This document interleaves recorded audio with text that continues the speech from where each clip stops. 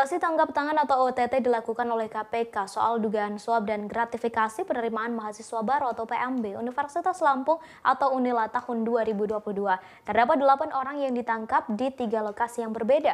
Mereka adalah Rektor Unila, Wakil Rektor, dosen, hingga pihak swasta. Wakil Ketua Komisi Pemberantasan Korupsi atau KPK Nurul Gufron mengatakan ada 8 orang yang ditangkap di 3 lokasi yang berbeda, yakni di Lampung, Bandung, dan Bali.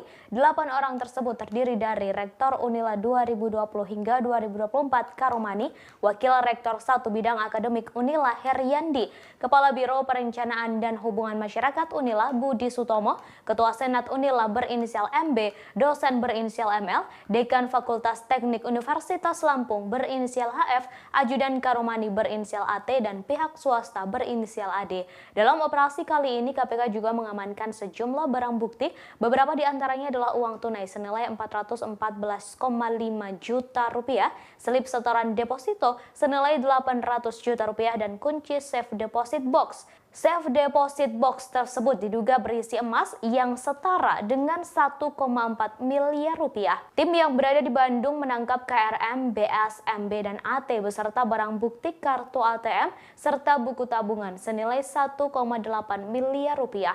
Kemudian AD ditangkap di Bali. Asep menjelaskan kasus dugaan suap ini naik ke penyidikan dan telah ditetapkan 4 tersangka, yaitu KRM, HY, MB, dan AD. 4 tersangka ini akan ditahan di rutan KPK selama 20 hari ke depan.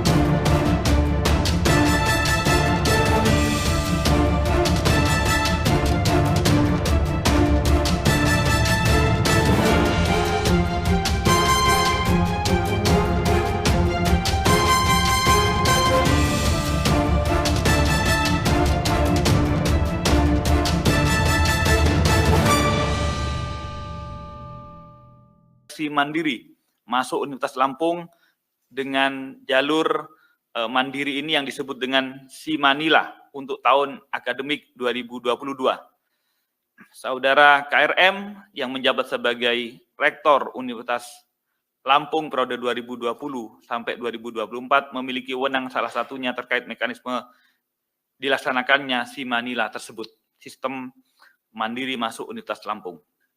Selama proses Simanila berjalan, KRM diduga aktif untuk terlibat langsung dalam menentukan kelulusan para peserta Simanila dengan memerintahkan HY selaku Wakil Rektor 1 Bidang Akademik dan Budi Sutomo selaku Kepala Biro Perencanaan dan Hubungan Masyarakat serta melibatkan MB selaku Ketua Senat untuk turut serta menyeleksi secara personal terkait kesanggupan orang tua mahasiswa yang apabila ingin dinyatakan lulus maka dapat dibantu dengan persyaratan menyerahkan sejumlah uang selain uang resmi yang... Terima kasih sudah nonton.